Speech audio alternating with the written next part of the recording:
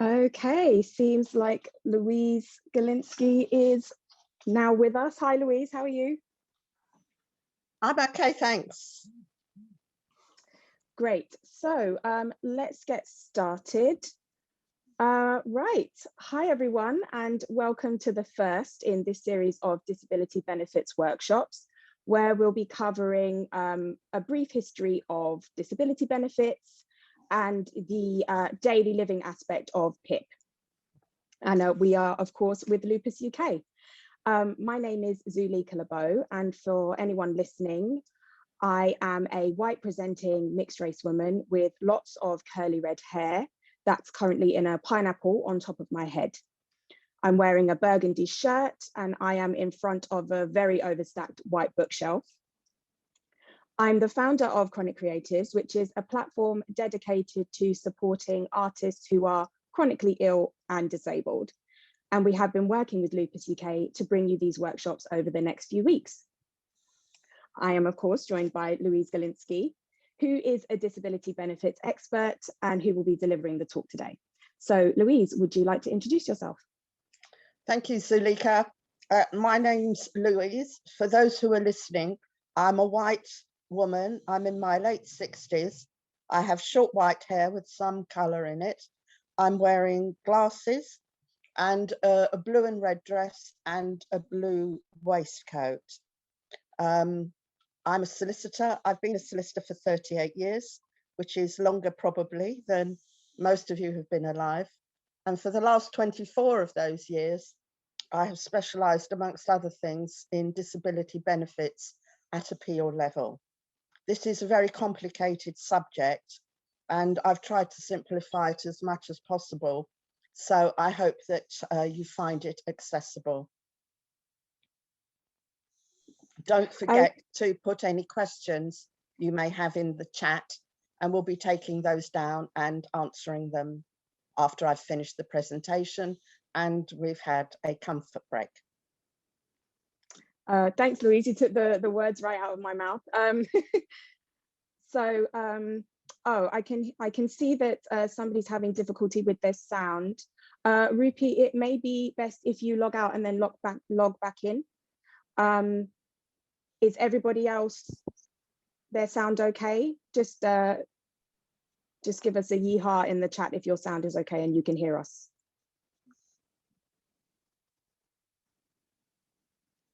Okay. Okay, great. Everyone can hear us. That is fantastic. All right. So without further ado, let's start the presentation. Just bear with me while I get that up and then we'll get started.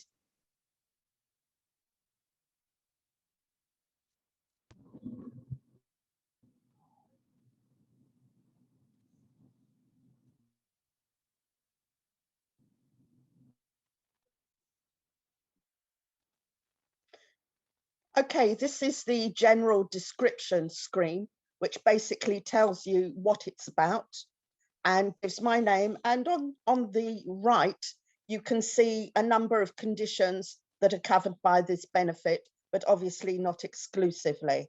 Next slide, please.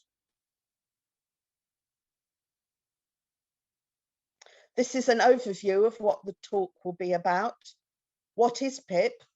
A brief history of disability benefits, the legal stuff, PIP rates, the important bit, filling in the form, the assessment, and what happens once your application is refused.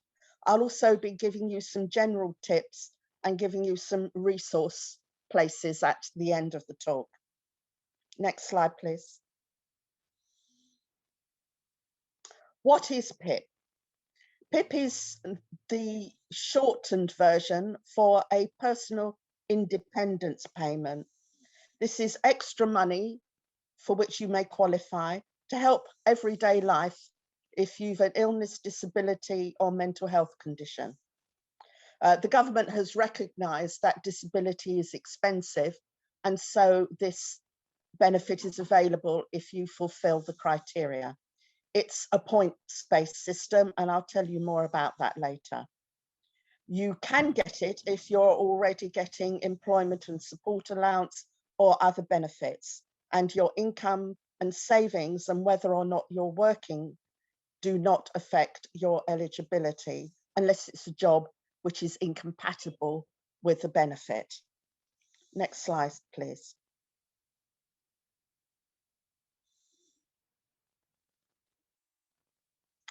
Disability has finally been defined in the Equality Act 2010. So to quote from the Act, you are disabled under the Act if you have a physical or mental impairment that has a, quote, substantial and long-term negative effect on your ability to perform everyday activities. Next slide, please.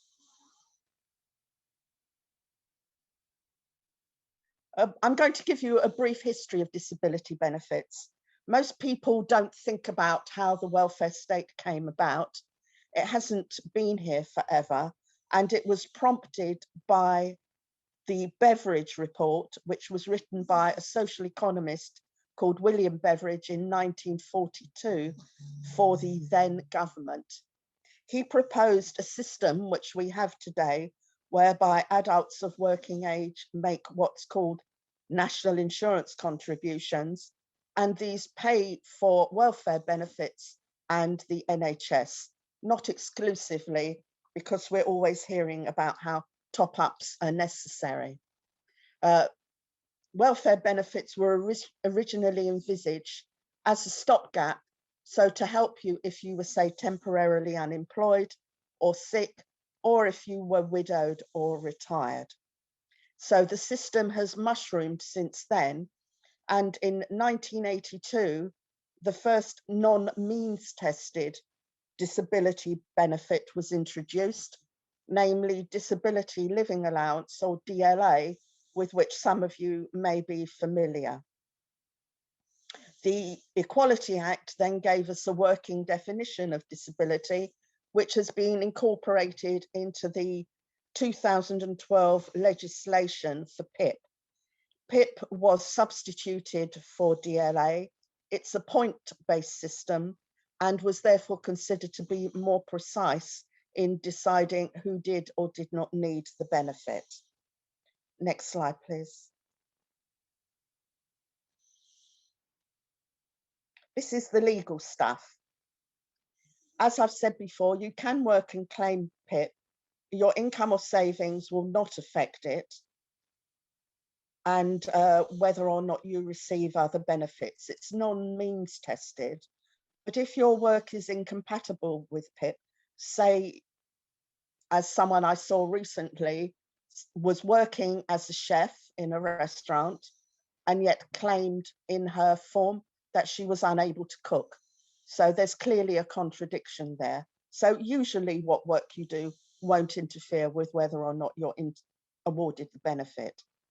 It's about functional capability and not about what is wrong with you, although of course what is wrong with you will impact on your functional capability. This is particularly important to remember because people can experience the same illness differently. Functional capability refers to any person's ability to perform the activities that are necessary to get us through daily living without assistance. And PIP is governed by the Social Security Personal Independence Payment Regulations 2013. Next slide, please. Regulations 4, 7, and 12 are particularly relevant for claimants. Regulation 4 sets out the standard by which you need to be able to carry out the activities in the claim form. You have to be able to do any one of them to an acceptable standard, repeatedly, safely, and within a reasonable time period. So if, say, you can dress yourself, but it takes you 2 hours to do it, that is obviously not to an acceptable standard and within a reasonable time period. Regulation 7 is particularly relevant to people with fluctuating conditions. And it states that the difficulties listed in the claim form have to be present at least 50% of the time. So if, say, you're someone whose illness subjects you to periodic flare-ups, in between of which you're okay, the frequency and duration of those flare-ups will be looked at in order to determine whether or not you qualify for benefit. Regulation 12 deals with the qualifying period. Any condition for which you're claiming PIP must be present for at least 3 months before the date of claim and to continue for at least 9 months afterwards. So say for the sake of argument, you break your arm, you may qualify for the 3 months before, but it's unlikely you'll qualify for the 9 months after. If you have a condition such as lupus, which may take a while to be diagnosed, you can have the condition for more than 3 months before you claim and 9 months after. It doesn't necessarily matter at that time whether or not you have an actual diagnosis, as long as the condition has been there within that time frame. However, it is then important that you have reported these symptoms to your GP so that they are at least down in your medical records. Next step, please. Once you've filled in your application form, you'll be referred by the DWP for assessment. The assessors work for the DWP via an organisation called ATOS. They look at how you perform tasks in daily life and then apply the regulations to determine whether to award points or not. The points awarded recognise the difficulty a claimant may have with any one of the activities in the form and are awarded on a sliding scale for each activity. So if you take preparing food, one of the most commonly awarded activities, you can get 2 points for needing an aid or appliance, and then up to 8 points if you can't cook at all. Sometimes the assessors will look at how you perform various activities collectively rather than one by one, and this becomes relevant with fluctuating activities which may not necessarily be there for 50% of the time. Next slide, please.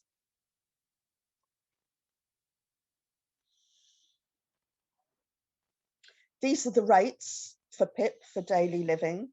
There are 2 rates. The lower or standard rate is £59.70 a week, and you need to accumulate at least 8 points to receive the standard rate. The enhanced rate, I can't see there, I think it's £89.15 per week.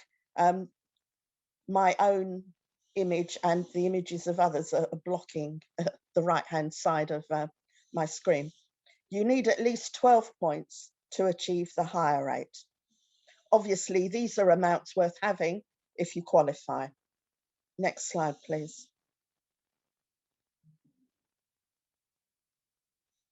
Filling in the claim form.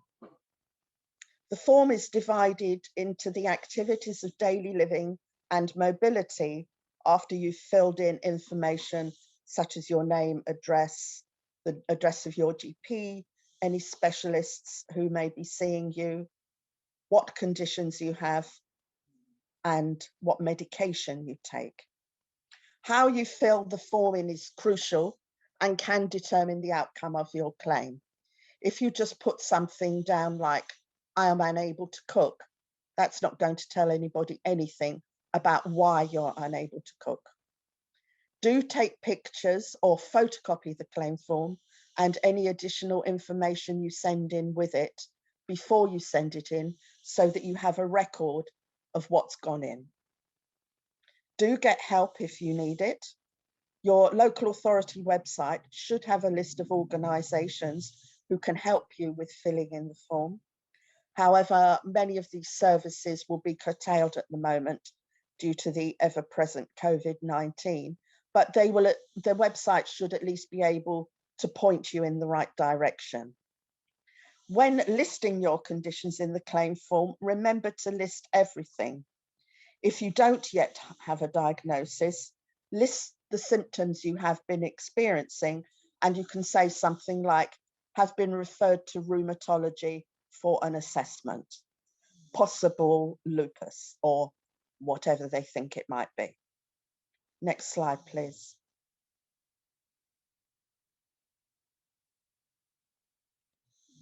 Only list your current medication. Don't list everything you've ever taken, because that will just be distracting. The assessors want to know how you are most of the time, not how you are at your best or worst. So when you fill in the form, take some time to think about how you are most of the time and describe that.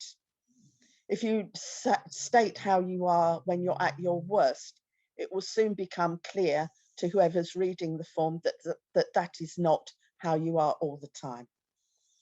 Don't underplay your symptoms. A lot of people with chronic illness get used to functioning on a certain level, forget about their symptoms, and then find they haven't really listed everything they experience. So don't forget to tell it like it is. Try to be detailed but concise. If you write too much, important information may get lost in the telling. So be careful to put enough detail about the problems you experience on a day-to-day basis, but don't get stuck into writing pages and pages and pages. If you find writing things by hand difficult, you can type up or dictate your answers and attach these to the claim form instead of actually filling it in. That's perfectly acceptable and you won't be penalised. Do include copies of any letters you may have from your GP or specialist with the claim form. So say, for the sake of argument, you've been diagnosed with lupus, your rheumatologist has sent your GP a letter of which you have a copy saying this person suffers from whichever type of lupus. They have described symptoms of XYZ. The treatment we are outlining is whatever. We will see them again in 6 months' time. So all of that supports what you've been saying in your claim form. Next slide, please.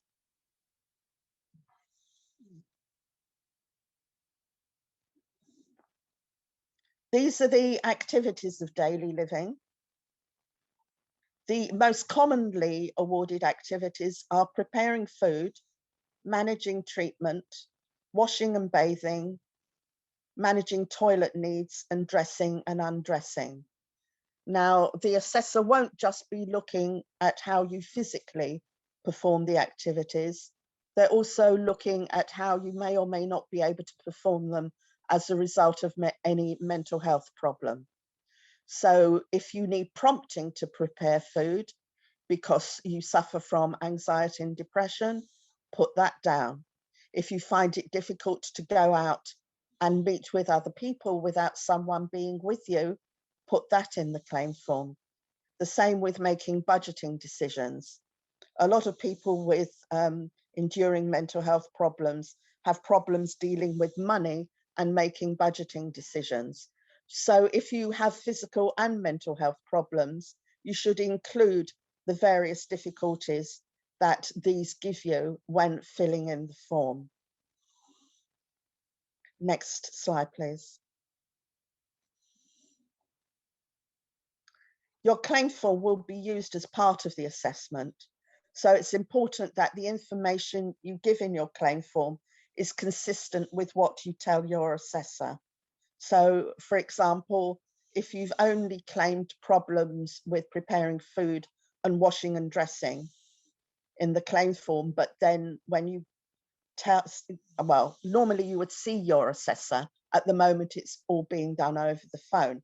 But if you tell your assessor that you also have problems with meeting other people and making budgeting decisions, they will ask you why you didn't put that in the claim form. So do think about what difficulties you have. If you don't have problems with any particular activity, don't include it. But then don't change your mind later, because that can cause problems. The points, if any, are usually assigned at the assessment, but can be added later by a DWP official called a decision maker. The assessment itself is carried out by a healthcare professional or HCP, who can be any healthcare professional from a paramedic to a physiotherapist or a doctor. It's possible that the person who sees you may not be a specialist in your condition, but remember, they're not looking at the condition, but rather how it affects you and what you are and are not able to do as a result. If you can, take someone with you to the assessment so that if necessary, they can give evidence as to what took place. There are a lot of complaints from people who've failed at the assessment that the HCP didn't ask them things that appear in their report or didn't examine them or whatever. So if you are making a complaint about that person, which you would make under the DWP's own complaint system, the person that you took with you may or may not be able to confirm what you're saying. Next slide, please. Eventually, you'll receive a letter after the assessment detailing the decision that's been taken. If you disagree with the decision, you have 1 month from the date of the decision letter to apply for a mandatory reconsideration or MR. The MR is carried out by another decision maker. They look at your claim form, they look at the HCP's report and any other information, and will then decide whether they think the HCP made the right decision. Inevitably, they will agree with the HCP. This step must be taken before you can appeal. And if you do ask for an MR, include any evidence which you have since acquired, which you may not have had at the time of the assessment. But remember, it must relate to the qualifying period. It can't be about any condition that has popped up since the decision was made. The decision will then be looked at again and you'll receive another decision letter. If the decision remains unchanged and you're not happy with it, you then have 1 month from the date on the letter of the MR within which to appeal. Next slide, please. You can appeal by letter or by filling in the specific appeal form available at gov.uk. You can ask for an appeal in person, although these hearings are being held remotely at the moment for obvious reasons, or for your appeal to be heard on the papers only. The DWP then puts together a bundle for the appeal containing your claim form, the assessment report, any extra evidence you sent in, and all the decisions that have been taken. Your case will be allocated a date and the appeal bundles will be sent to you and the tribunal. The tribunal is part of Her Majesty's Courts and Tribunal Services and is a 3-person panel, including a legally qualified judge, a doctor, and a disability qualified member or DQM. The DQM may be someone like an occupational therapist, a carer for a disabled person, or someone with direct disability experience, such as blindness, ME, MS, or any other long-term problem. Next slide, please.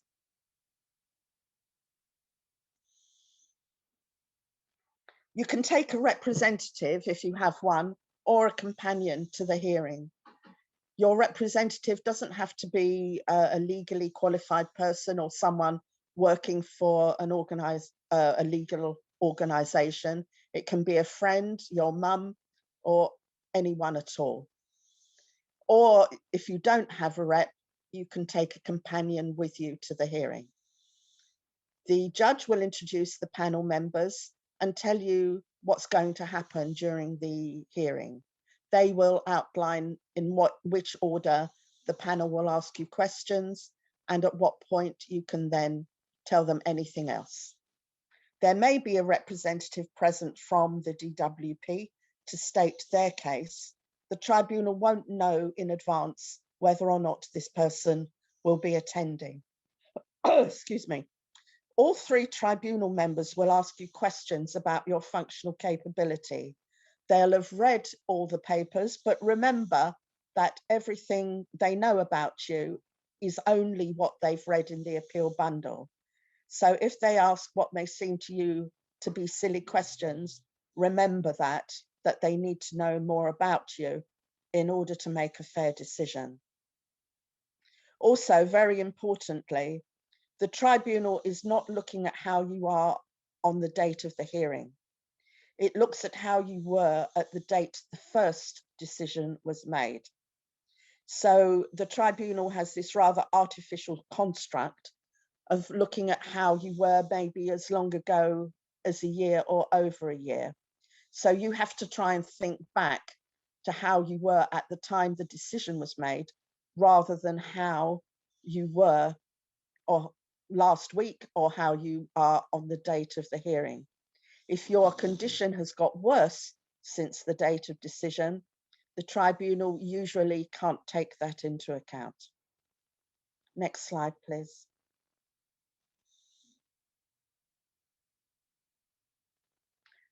After the tribunal has finished asking its questions, you'll be given an opportunity to add anything which you think may have been left out.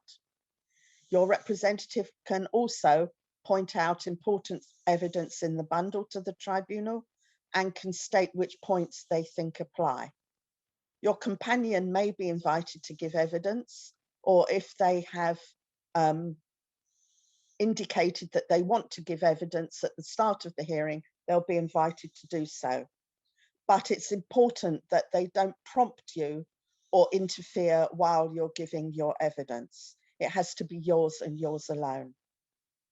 The decision may be given to you on the day if the tribunal has time, or otherwise will be sent in the post. Next slide, please. PIP tips. It's worth mentioning again. Remember to list all your conditions on the claim form. Think about how you have adapted to be able to look after yourself. For example, if you use an electric tin opener, that can give you 2 points for preparing food because you need an aid or appliance. Think about the things you now do automatically because you've adjusted to your condition, like buying pre-chopped vegetables or having to wear special glasses to protect against glare. All these things can score you points. Don't forget to report all your symptoms to your GP so that they are on your medical records. The tribunal will frequently apply for your medical records, and so if they corroborate what you've been telling them, then that is more likely to score you points. Get help if you need it, and do not underplay your symptoms. People with chronic illnesses often have to play down their symptoms for the benefit of others. They don't want to worry them. They don't want people to know just how bad things are. Well, this is your opportunity not to do that and can make the difference between obtaining benefit and not. Next slide, please.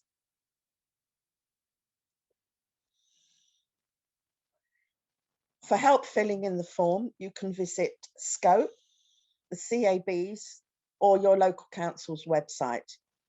I'm not sure how the CABs are operating at the moment, and also they have been subject to quite severe cuts. So you'll be lucky if you can get advice from them. Lupus UK has resources on their website, including an article on managing your finances. The Social Security Law Bible is the Sweet and Maxwell handbooks. These are much more technical and make constant legal references. So it's probably not worth looking at them unless you have easy access to them, plenty of time, or are suffering from insomnia. The best welfare benefits handbook is probably the Child Poverty Action Group one, which provides easy to understand information. It's not cheap, so if you can obtain access to it digitally or when the libraries eventually reopen. The gov.uk website itself has a lot of useful information on benefits and eligibility, and the Disability Law Service provides free advice for disabled people. So I think that's it. So thank you very much for listening, and I'll now deal with any questions.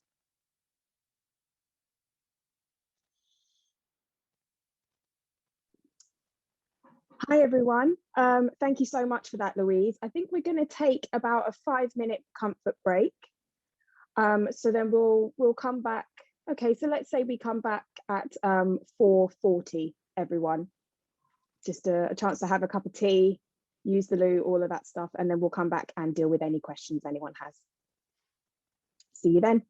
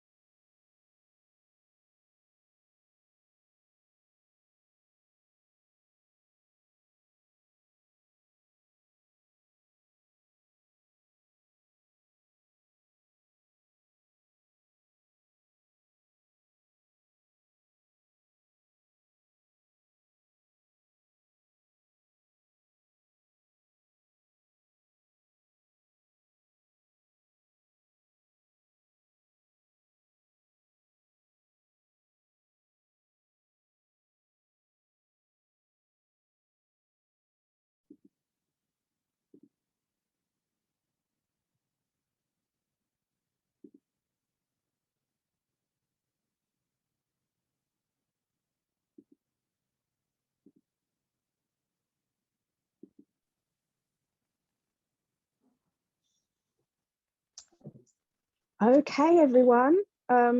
Just one more minute until we're officially back. I can see that there are lots of questions in the chat, so really appreciate those. Thank you, everyone. Excuse me. Keep them coming. We're going to do our best to get through as many of them as we can. Our moderators, Chanpreet and Paul, will be sending those through to us as well.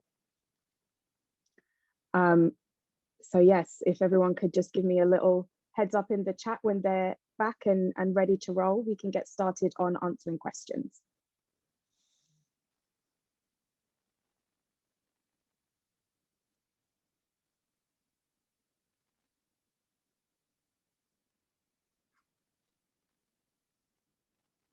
Louise, I think I could hear your Staffordshire Bull Terrier in the background. Yes, she's very happy on the settee next to me. And if you can hear snoring or heavy breathing, it's not me, it's the dog. She's been snoring all the way through this, which I think is quite rude, to be honest. Okay, so we have our first question. Thank you, Chanpreet, which is, PIP is being replaced in Scotland from later this year with adult disability payment. So I imagine the legal stuff still applies, even if the criteria or scoring changes. Well, Scotland has its own system. So to be honest, I don't know. You'll be on the same system until you're notified of the change. So you can take that as read. I would imagine there'll be some kind of reassessment when they change over the benefit, but I don't know anything about what happens in Scotland. Okay, thank you. The next question is, what if I miss the deadlines to send in the application on time and the deadlines to appeal the rejection because of losing track of time, because losing track of time is part of my chronic conditions? Okay, if you will be given a deadline within which to file your application form. If you don't meet that deadline, you'll have to get a new form. They won't allow you to file that late because of your condition. So my advice to you would be, don't delay with filling in your form. If losing time is part of your condition, start on it as soon as you get the form and put reminders in your phone or get someone to remind you to finish off the form. And don't forget to put in the form that you've had to do that in order to get it in on time. If you miss the deadline for your MR or for your appeal, you can apply for leave to file the MR or the appeal out of time. This is usually given if there's a good reason. So if you put, I'm sorry, I didn't file my appeal in time because my condition means that I have problems keeping track of time, I would imagine your appeal will be admitted late. So the bigger problem is with the claim form. But with all of these things, don't let time get away from you. Try and deal with them as soon as you get the letter, and then get someone to remind you. And don't forget that you should put down that you've had to have someone remind you, or you have to put reminders all over your house so that you don't forget. And Louise, would that apply to say for the sake of argument, you could write in the form then, my mum had to help me write this and keep me on track? Yes, absolutely. Okay. All right. So the next question is, if you do receive PIP, do you need to keep medical staff up to date for future reviews, especially in light of their busy schedules dealing with the pandemic and now vaccination programs? I'm not sure what you mean by medical staff. Do you mean the people that you go and see, like your GP and specialists? So I believe yes, I believe they're referring to their, their personal medical team. Not necessarily, no, because if you're awarded PIP, you'll be given it for a definite period. It's usually between 2 and 5 years. One of the reasons that DLA was replaced was because there were too many lifetime awards, and the DWP is now not keen on lifetime awards. So you will be notified once your current award is coming to an end, and it's probably not worth alerting anyone you may need to write you a report until you get that, because that will be at least 4 months probably before your award will run out. Don't let your award run out. If you get a review form, fill it in.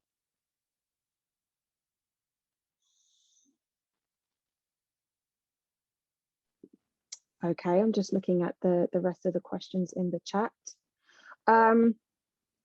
This one is a little bit of a long one, so I'm going to actually split it into 2 parts and let you answer the first part and then the second part. So in regards to taking medications, what is considered prompting? Right, prompting. One second, right. finish. Are using reminder apps and pillboxes sufficient, or do you need to have someone else actually helping you with medications? Right, you can get 1 point if you use a Dosset box, or if, say, your medication comes from the pharmacy already divided up into Monday, Tuesday, Wednesday, etc. You can get 1 point for that.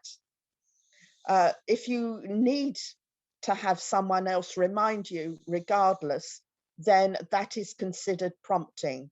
Reminder apps, pillboxes themselves are not sufficient, but Dosset boxes are. Okay, so say for the sake of argument, I'll use myself as an example here. I take methotrexate, I take it on a Monday, and I have a reminder in my calendar that I take methotrexate on a Monday, and then I take my folic acid a couple of days after. Would that count? Yes, would that get me a point? Okay. That would count as needing an aid or appliance in order to remember to take your medication. Okay, and how many points could I potentially get for that? 1. Okay. Okay, so thanks for clarifying. So the second part of this question is, I think they also assess you based on the number of hours of any medical therapies you need in a week. Is doing physiotherapy in your own home without the help of others counted in those hours? No, it needs to be assisted. The whole thing is based on what you are or not able to do by yourself. So if you have to have someone help you to do your physio, that can gain you points. This isn't awarded very much and is usually only awarded for people who, say, are home dialyzing or something like that. I have seen it awarded for someone who had a broken leg, for which they got osteomyelitis in their ankle, and so because of their particular condition they had to have physical help with their physio. So if you're able to do your physio on your own, that won't count. Okay. Can you expand more about what this person is talking about in terms of the number of hours of any medical therapies you need in a week? Yeah, you can get points if you have to have help for more than 3.5 hours a week. So say you're someone with an enduring mental health problem and you need someone to accompany you to your sessions with a psychiatrist, that will score you points if you're going 1 day a week and the whole thing takes more than 3.5 hours. You can also get more points if you need help for more than 7 hours. I've never seen that awarded. Okay.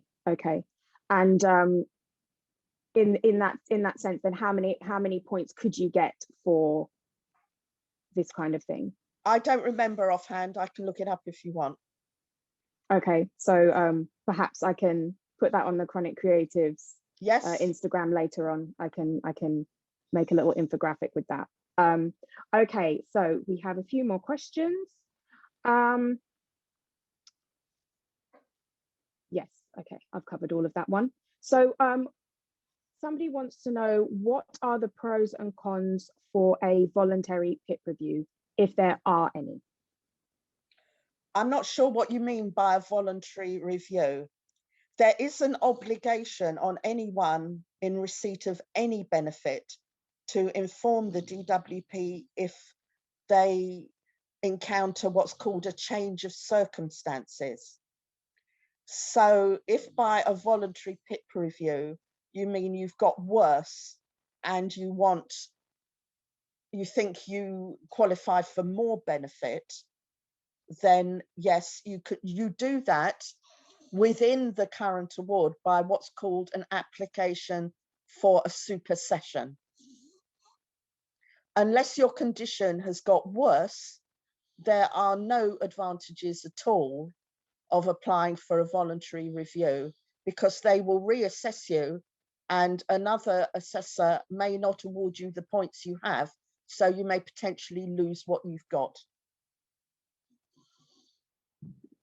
Okay, yes, they've clarified voluntary review as in you ask them to review due to your circumstances or symptoms worsening. So yes, you have to be able to prove that.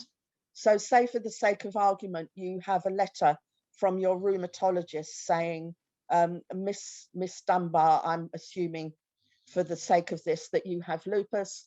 Miss Dunbar has had to move on to methotrexate because azathioprine is no longer doing the job.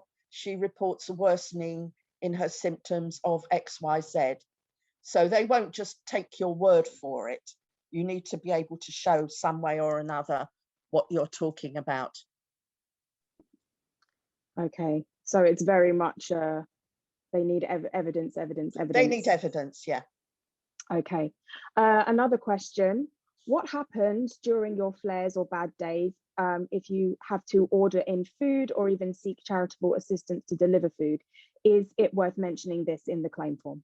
Yes, you can get points for not being able to cook at all, but people who can't cook at all will usually not reach appeal level. They'll have been dealt with beforehand.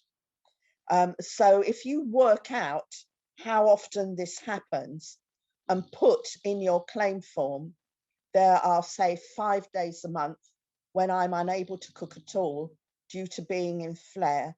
And so I have to order takeaways or get other people to deliver food to me. Don't forget that then you'll be up against the 50% rule. But you should definitely mention it. Okay. We do have a few more minutes left, everyone, so please continue to put your questions in the chat. For the time being, I have a question. So you mentioned, oh, okay, there are a few more. Okay, so somebody has said that they are always fearful of losing their PIP because their condition varies in intensity at different times, but the condition is not curable.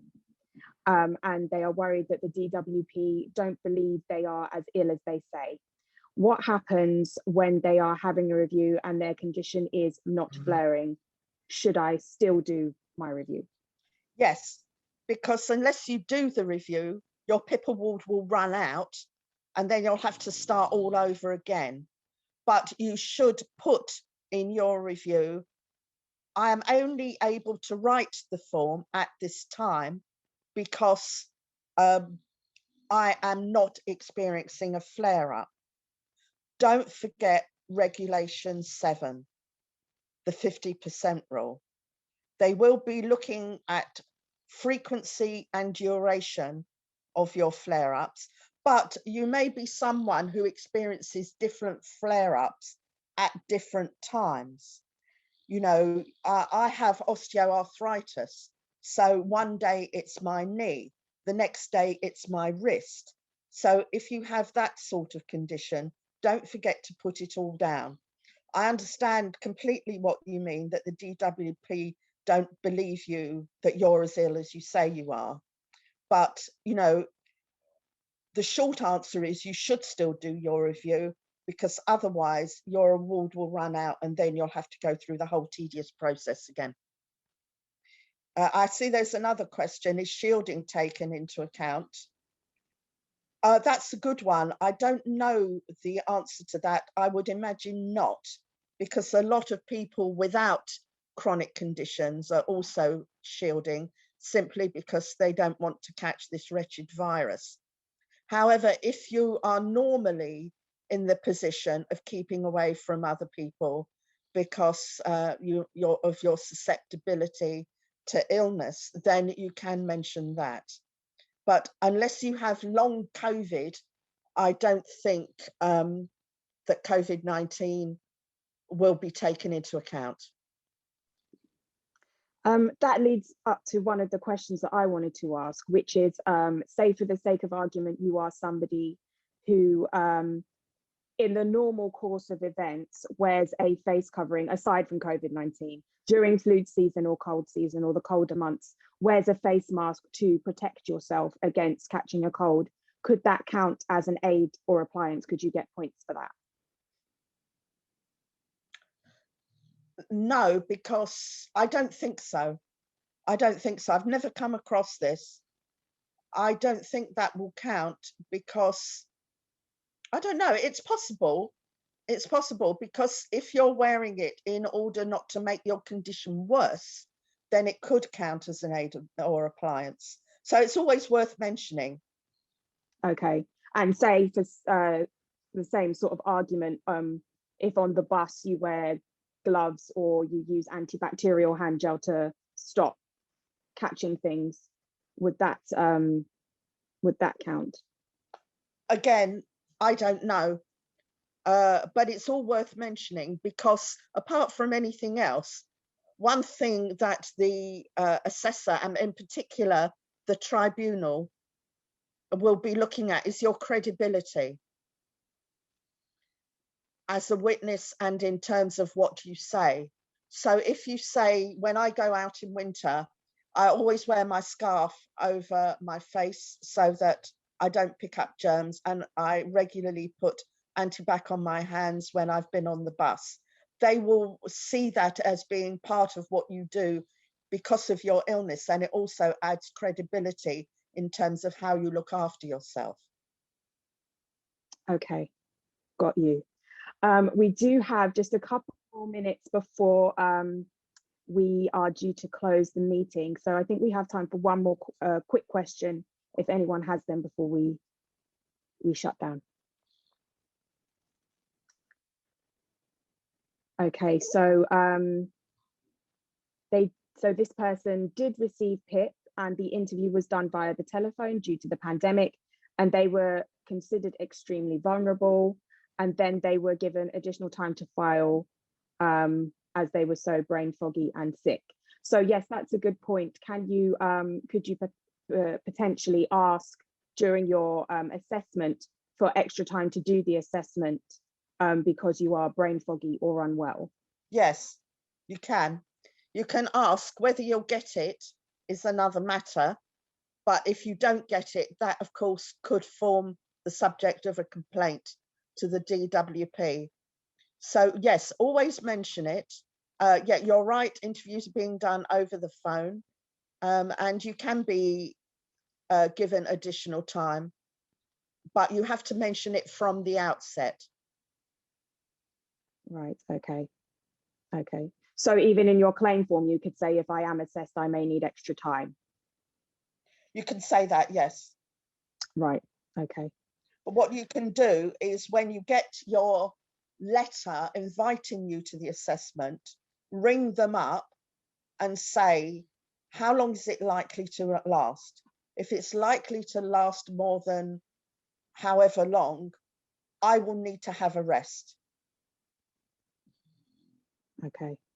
You see, all this again adds credibility to your claim, because the problem for people with fluctuating conditions, as someone mentioned, is that often they're not believed.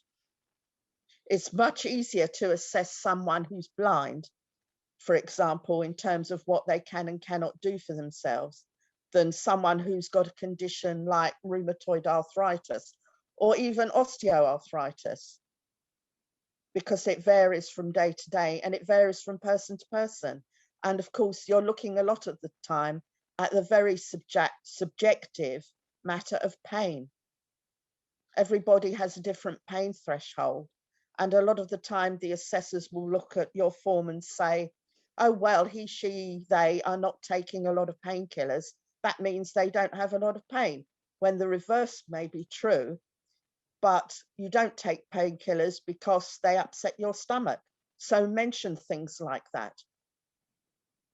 Okay, so say for the sake of argument, you can't take non-steroid anti-inflammatories like ibuprofen, or I'm not sure if diclofenac is even still around now, because you have asthma or because they upset your stomach. You can write that in the claim form. Write that down and put, say, I take paracetamol because this is the only pain medication which does not upset my stomach. I am unable to take blah, blah for whatever reason. Quite often I see people who are given gabapentin for nerve pain, which makes them feel sick, and naproxen, which makes them feel drowsy and out of it. So they don't want to take these things, but are then downgraded as it's considered their pain can't be bad enough because they're not taking enough medication to kill a horse. Right, I see. Yeah, it's quite difficult then. It's quite difficult. So if you don't take medication, explain why. If you use alternative therapies, say like myself, I use homeopathy. I use homeopathy because, and I use it for XYZ, or I have acupuncture once a week because that helps with my pain, because I can't take whatever due to whatever reason. So put it all down. Okay, I think that's a good point to end on, is to put it all down and to not underplay your symptoms, I think is probably the gist of everything that we've said here today. Thank you all so much for being here. Please join us next Saturday when we will be discussing at the same time, 4 to 5 p.m, where we will be discussing the mobility aspect of PIP.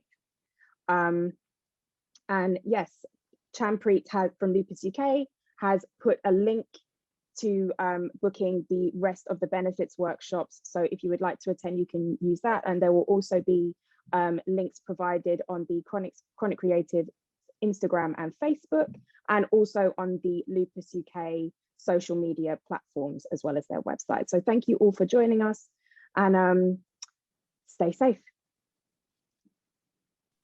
Thank you. Goodbye.